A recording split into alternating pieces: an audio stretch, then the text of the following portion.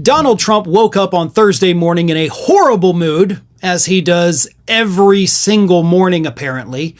But this time, of course, he wanted the world to know about it because he's never done that before, right? I mean, coming on here and talking about Donald Trump's early morning Truth Social meltdowns, I've never had to do that, right?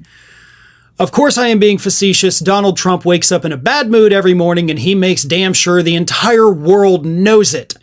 And during his little meltdown on Thursday morning, Donald Trump said that it's the Democrats that have gone, quote, stone cold crazy. Yes, because nothing screams sane like getting on social media and having an unprovoked meltdown about something that doesn't affect you at all. This time, of course, it is the New York mayoral race, which still going on.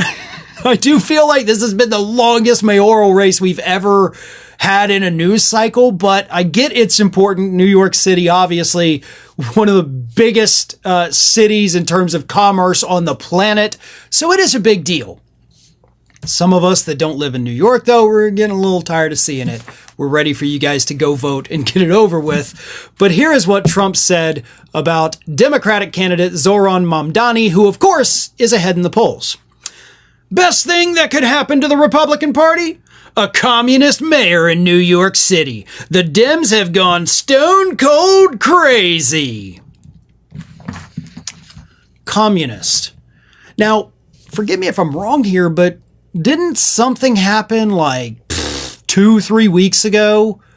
And then Republicans told us that it happened because you guys on the left call us horrible names like Nazi, fascist, communist. You know, you use these words against us and then that causes violence against us. And that's not okay.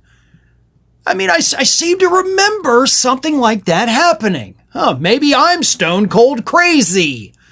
But Republicans have spent the last couple weeks telling us you can't call people names.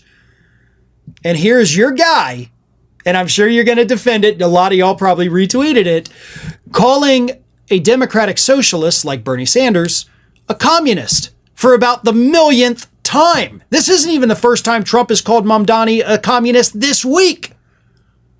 And he knows he's not a communist. Trump can't even define the word. Here's a tip, and I've done this to people in real life, and holy hell, like it stops them in their tracks. I did this back when Obama was first running for office, 2008. Or maybe it was when he was seeking re-election, 2012, whatever. It was actually a family member. They started going off on the right-wing BS, and they were like, well, Obama's just a socialist. He's a socialist. And I stood up and I said, define that word for me right now. Tell me what a socialist is. Dead silence. It made family gatherings very awkward from that point forward. In fact, I've only seen that particular family member a handful of times since then. But it worked. And that's what I want a reporter to do. Anytime you have Trump or Marjorie Taylor Greene out there being insane and calling these people these things, I want somebody to stop them in their tracks and say, hold up real quick, define communism for me. Define what is a communist. Don't tell me why you think he's a communist. Tell me what the word communist means, because you've used it to describe anybody you don't like. I want to see the press do it. I want to see this audience do it. Ask them. You don't have to be confrontational. You don't have to yell. You don't have to get in their face and point. But ask them. If they're going to use these words, they ought to be able to define them, right? Because what you do at that point is you make them think, which is something they are not doing when they give these unhinged, emotional, angry responses like Trump does. Make them think for a second. And you might be surprised at what happens. But on the other side here, we also have Donald Trump, who's potentially just insane.